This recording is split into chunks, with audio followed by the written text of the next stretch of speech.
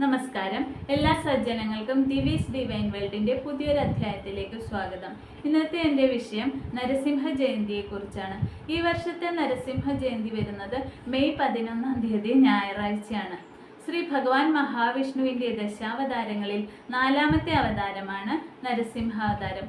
ക്ഷിപ്രപ്രസാദിയാണ് നരസിംഹമൂർത്തി. നരസിംഹ ജയന്തിയെക്കുറിച്ചുള്ള കഥ നിങ്ങൾക്ക് എല്ലാവർക്കും അറിയാമായിരിക്കുമല്ലേ? ഹിരണ്യകശിപു എന്ന രാജാവ് ബ്രഹ്മാവിനെ തപസ് ചെയ്ത് വരം ചോദിക്കുന്നു. വരം എന്താണെന്ന് വെച്ചാൽ, ഭൂമിയിലോ ആകാശത്തോ വെച്ചോ തന്നെ ആരും വധിക്കാൻ പാടില്ല, ആയുധങ്ങൾ കൊണ്ട് തന്നെ ആരും വധിക്കാൻ പാടില്ല, പകലോ രാത്രിയോ തന്നെ ആരും വധിക്കാൻ പാടില്ല, കൊട്ടാരത്തിനകത്തോ പുറത്തോ വെച്ചോ തന്നെ ആരും വധിക്കാൻ പാടില്ല, പകലോ രാത്രിയോ തന്നെ ആരും വധിക്കാൻ പാടില്ല. ഇതെല്ലാമായിരുന്നു നിബന്ധനകൾ. ഇതെല്ലാം ബ്രഹ്മാവ് അനുസരിച്ച് വരം നൽകി. അങ്ങനെ ഹിരണ്യകശിപു ധിക്കാരിയായി രാജ്യം ആണരുളുകയായിരുന്നു. പ്രജകളെയെല്ലാം നാരായണ നാമം പാടുന്നതിൽ നിന്ന് വിലക്കിയിരുന്നു.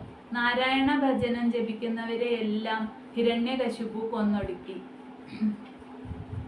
നമുക്കെല്ലാം മരണമില്ലാതായാലുള്ള അവസ്ഥ എന്താണെന്നൊന്ന് ആലോചിച്ചു നോക്കൂ.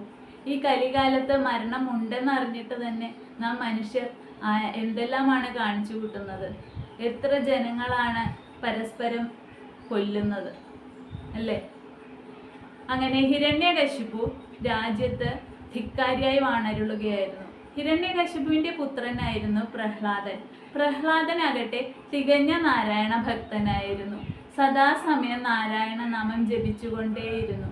ഹിരണ്യകശിപു പലതവണ ഇത് വിലക്കിയിട്ടും പ്രഹ്ലാദൻ ഒരിട പോലും പിന്നോട്ട് മാറിയില്ല എന്നതാണ് സത്യം. ഭക്തി കൂടിക്കൊണ്ടേയിരുന്നു. സദാസമയം നാരായണ നാരായണ നാരായണ നാമം ജപിച്ചുകൊണ്ടേയിരുന്നു. ഇത് കേട്ട് ഹിരണ്യകശിപുവിന് എപ്പോഴും ദേഷ്യമായിരുന്നു. പലതരത്തിലും ഹിരണ്യകശിപു പ്രഹ്ലാദനെ വധിക്കാൻ നോക്കി. പക്ഷേ ഭഗവത് അനുഗ്രഹത്താൽ പ്രഹ്ലാദന്റെ മേത്ത് ഒരു പോറൽ പോലും ഏറ്റില്ല എന്നതായിരുന്നു സത്യം.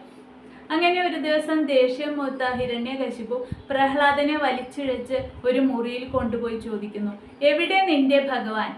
അപ്പോൾ പ്രഹ്ലാദൻ പറഞ്ഞു, എൻ്റെ ഭഗവാൻ തൂണിലും തുരുമ്പിലും എല്ലായിടത്തുമുണ്ട്. അപ്പോൾ ഒരു തൂൺ കാണിച്ചുകൊണ്ട് ഹിരണ്യകശിപു ചോദിച്ചു, നിന്റെ ഭഗവാൻ ഈ തൂണിലുണ്ടോ?